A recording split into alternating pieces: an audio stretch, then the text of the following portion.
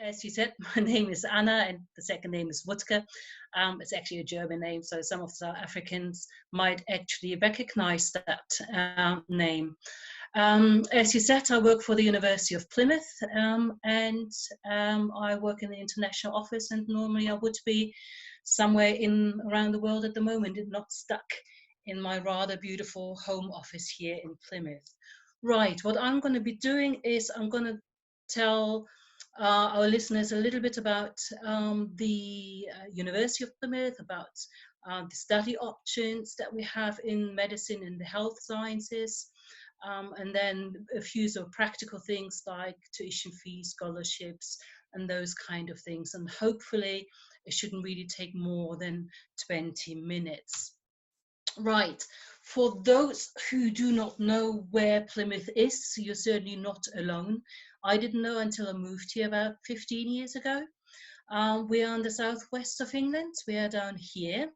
It's about 3 hours away from London. So York, you just spoke to a representative from there. They are up in the north, and we are right in the southwest here. As I said, it's about 3 hours away from London. Perfect. Right. As I said, we are about 3 hours away from London. The trains go every hour, so it's not too difficult to find us. Plymouth University is a city centre campus, so this sort of pink area here is the campus of the university. There's the halls of residence are down there.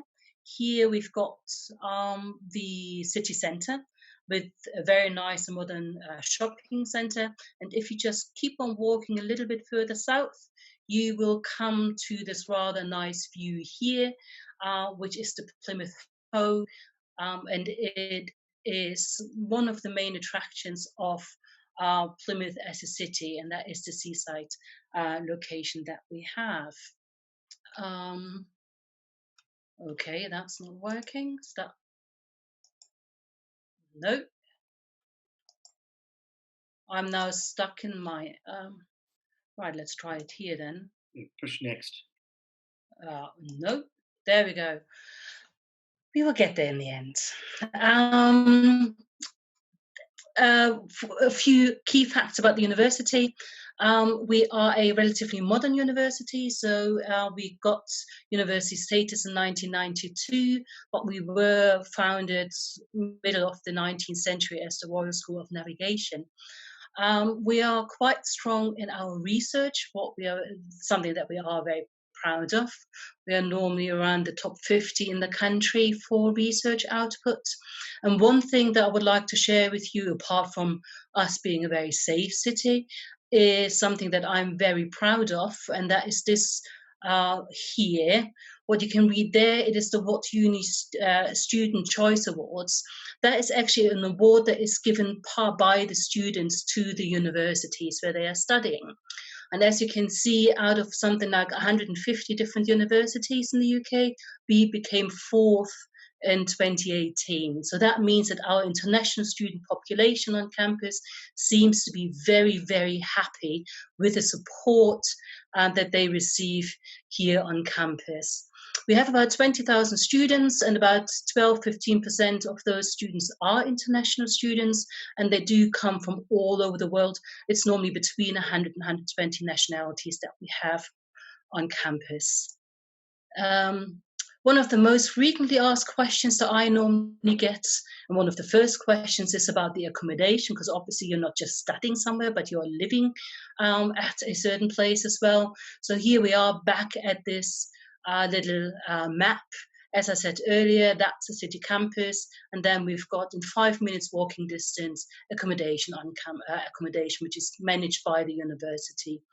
All students get first year halls of residence if they want to live in a hall of residence. What I normally say to applicants is that you should budget more for your living costs in the first year of your studies. And that is because if you're living in a hall of residence, it tends to be more expensive. So we are looking at between 100 and 140 pounds a week that you pay, including all bills. And what you get is your own room, in most cases your own bathroom, and you do share a kitchen with 5 or 6 other students. And as I said, it's university managed, so you have a cleaner coming in, at least cleaning the common rooms, not your own room. That's something you have to do yourself. Most students then in the second year and third year move off campus and then move in an area which is here, that is about 10 minutes walking distance from campus. It is all student accommodation, and normally again you have your own room, and some have their own bathroom, and you share with 5 or 6 other students. It makes it cheaper to move off campus because there we're looking at around 80, 90 pounds per week, including all bills for your living costs. I wasn't sure whether Matthew talked a little bit about the program structure. I'm just going to say one thing about this, and that we are obviously operating in a different system in the UK, and that means that our undergraduate Bachelor of Science programs or Bachelor of Arts programs, they tend to be only 3 years, and that includes your honours year. The fourth year tends to be the master year. So it's either an integrated master program, which would be then 4 years, or it is a standalone MSc or MA program. So that is actually, that I think is one of the most fundamental differences between the South African education system and the UK education system. Scotland is slightly different, but I think you've got a speaker from Scotland later on that can tell you about their unique system. Now, the University of Plymouth is quite a comprehensive university. That means you find students from all walks of life, but also from all different subject areas on campus. We have arts, humanities, business, engineering, but we also have a very large and very prominent faculty of health. Apart from the obvious, and that is medicine and dentistry, we also teach or offer programs in biomedical sciences, the health professions, nursing, and psychology, and all of them are being hosted together in our Faculty of Health. Now I'm going to talk a little bit about each of those schools, and if you have any specific questions about either of those schools and programs, then of course there's the question and answer session for that. Most of you are interested in the healthcare sciences, probably all know about doctors, and you all are quite aware that you find nurses when you go to a doctor or when you go to a hospital, but you might not be aware of the fact that there is a lot of other healthcare professions that you can actually get trained in and then get a future career in. So we've got dietetics, we've got occupational therapy, for which we are, by the way, the number 4 in the entire of the UK. You can study optometry if you want to specialize on eyes, physiotherapy, rehabilitation. So those are all healthcare professions which normally get employment either in the healthcare system, in the national healthcare system here in the UK, or in the private sector as well. There's quite a demand in both sectors. When it comes to the entry requirements to either of those subjects, programs, there is, for some of them, you can get into the first year with your South African matric or South African national certificate. We would normally be looking at 70 as a minimum, and you definitely should have life science with a 6, sort of in order to get entry into the program. Some of them are a bit more competitive, like physiotherapy or optometry, where we really would be looking at 80, 85 as an average. If you got English as your first language or as a home language, they might consider you without an IELTS qualification. But what we do have to have is an interview with you. That's a legal requirement, but also it gives you the chance to find out more about the university, about the program, about the professors. And those interviews are normally be held via Skype, so you would not have to come to Plymouth. But of course, if you can come to Plymouth, that's an ideal scenario because you would actually get to see the place that you are studying it at a later stage. Nursing in the UK, if you want to work as a nurse, you must register with something that is called the Nursing and Midwifery Council. And all of our undergraduate programs in the UK would normally be pre-registration programs. That means that those are programs that lead to registration. And we look at three different areas in nursing. One is adult, one is child, and one is mental health. And we in Plymouth offer all of those three options. Now you see here, you see obviously the BSc Honours Nursing. As I said, those are the 3-year programs. We also offer integrated master programs. Those are the M-Nurse programs. The main difference is that you can, there are two main differences. One is that it is 4 years instead of 3 years, but also you are specializing on two areas. So you're specializing either in adult and child or adult and mental health nursing.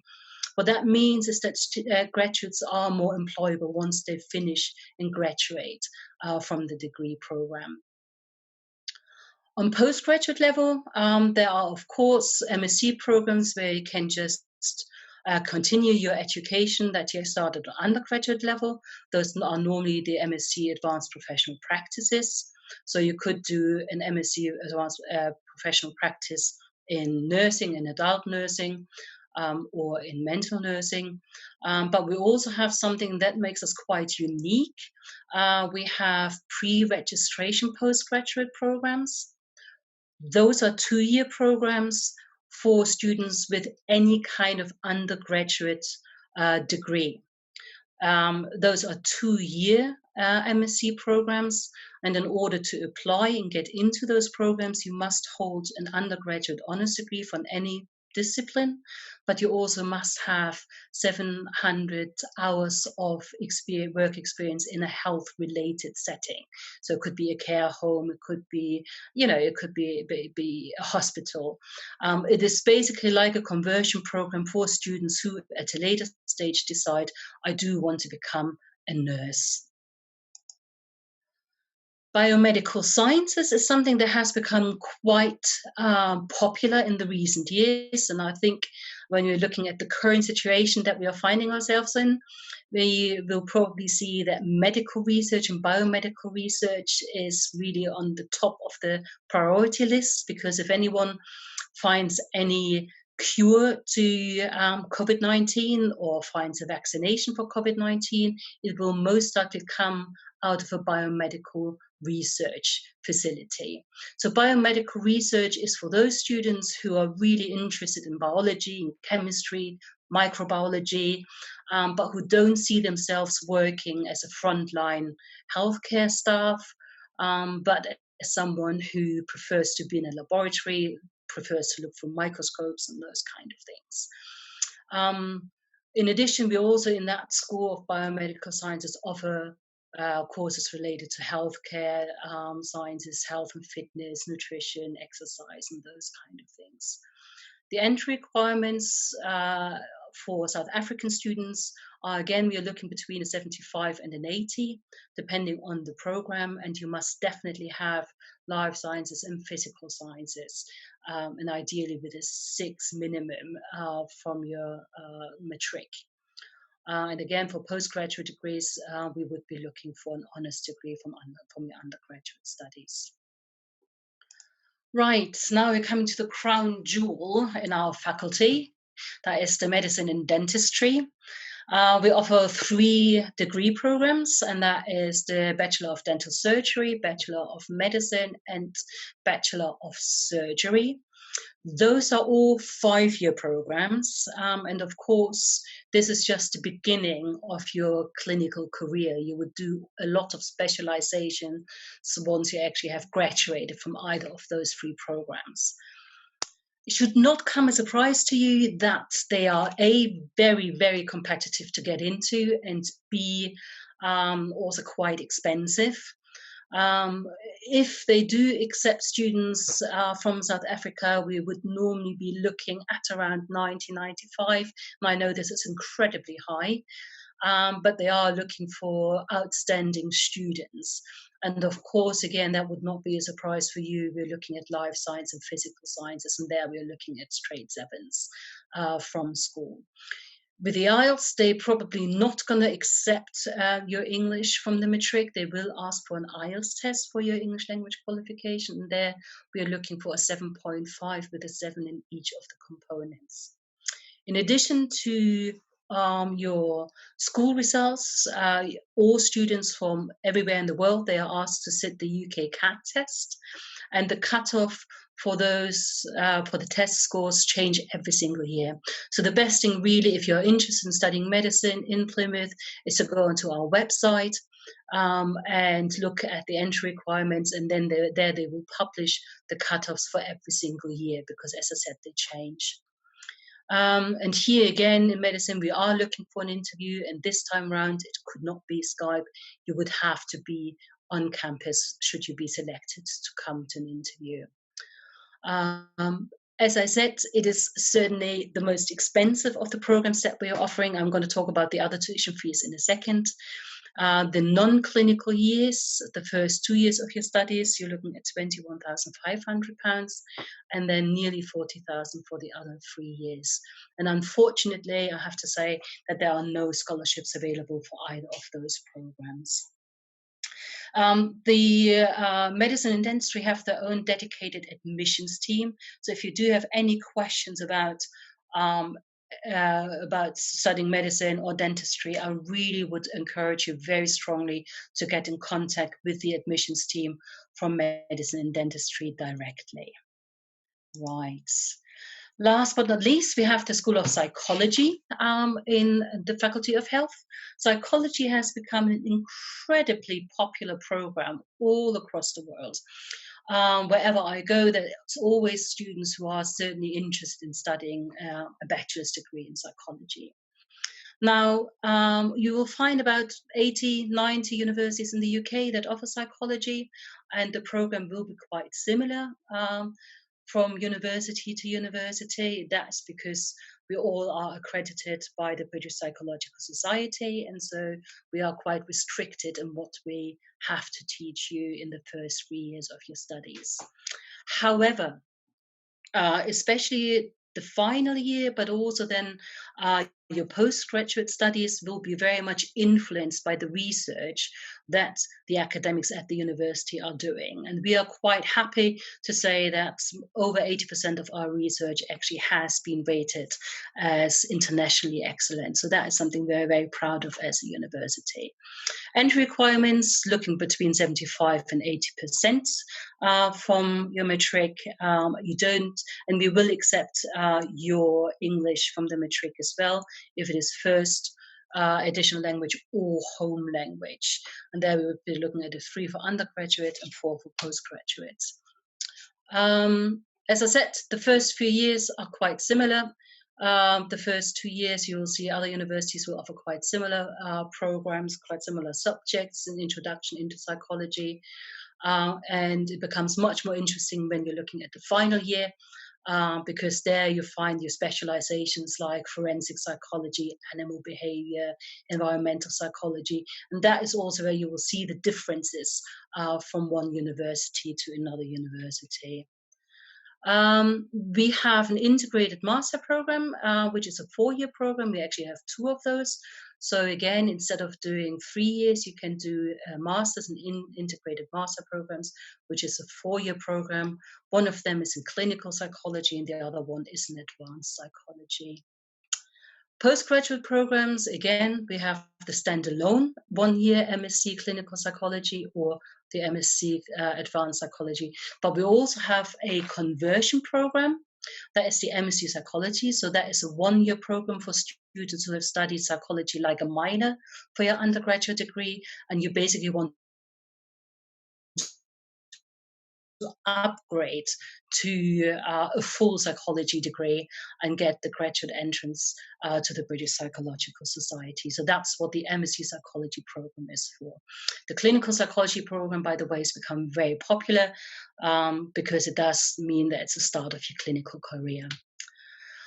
We have an international college for those students who do not meet our entry requirements for one reason or another. And as you can see, I've highlighted here in red that we have foundation years for all of the subjects, with the exception of medicine and dentistry. We do not have a foundation for medicine and dentistry. We also offer pre-master programs, and for those students from South Africa who haven't done their honours degree, you would normally have to do a pre-masters. Now, the only pre-masters that we are offering in the area of healthcare sciences or health sciences is the one in psychology. Right, a little bit about student support. Starts with airport pickups. Sorry, I just got a message.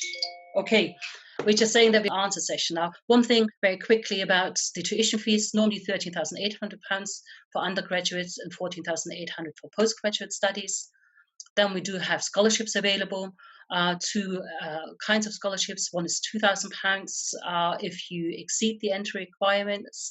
And then we also have the School of Psychology scholarships, where we have £4,000 off your tuition fees. Both of the scholarships, the undergraduate ones, can be carried over into the successive years as well. Right. And this basically takes me to the end of the presentation. Question to the organizer: do I have to stop share? You can stop sharing, yeah, when you're ready. Okay. We can just start the Q&A. Okay. Sorry, no, I just got a text message to hurry up, basically. So there we go. We'll flow there. Okay, I'm just going to get into the questions. There's one question up so far. If anybody else has got any questions, throw them in the Q&A tab at the bottom of your screen. You'll see it there. So the first question is quite an interesting one. Is it possible to do a year of your BSc in Human Life Sciences and then apply for a spot in the medicine and dentistry program? So basically, he's probably coming from a matric. Yes and no. Yes and no. Officially, you will probably, no, it's no direct route in to medicine after doing 1 year of biomedical. However, in practice, I do know that the medical school does ring fence a few of their medicine places for students from the first year of biomedical. But no one really should be doing the biomedical science just as a way into medicine. I would not recommend that. It is a possibility in some universities, a higher possibility than others. But it is less likely than likely that you would be able to transfer or get into the first year of medicine after biomedical sciences. I think what you're trying to say, Anna, just to back you up, is that you're not guaranteeing anything. No. And if you go that route, don't come with the expectation that you're going to get into medicine. It's more of an expectation that if you take a chance, if you get into medicine, bonus. If you don't, carry on with your Human Life Sciences degree, and hopefully you can pursue an amazing career in that direction. But maybe there's a chance that you can get into medicine, and that's a chance you have to take. But we're certainly not guaranteeing that you will get in. I think that's what you're trying to say. If I'm correct. Yeah, that's correct. The next one's going to be nice and interesting for you. I have a dentistry degree, and I want to do medicine and surgery.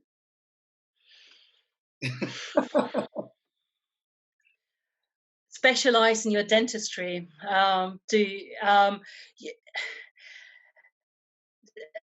It's the first time I hear this, to be honest. I would assume that you probably, or the person who's asked that question probably still has to go through exactly the same selection procedures as other medical students. There is a graduate route into medicine, which is the gem set, I think I pointed out earlier, was one of my slides. But I'm not certain, to be honest, because this is the very first time ever that someone's asked, or someone's saying, I've got a dentistry degree, I want to do medicine. So if that is really something you're definitely interested to, and you've got that much money to spare to do another 5 years of studies, then I could find it out with our medical school. That wouldn't be a problem to find out. I could follow Yeah, up. I think the student asked that. Get in contact with us, and as I Yeah. and we'll take that up and see if there's any prospect to try to get some more clarity. It's hard for Anna to answer that right now without even knowing all the situation, all the specifics behind the students. So, and then just a question from my side. I'm sure this is coming up all the time, but it's great for the students to hear just from your perspective.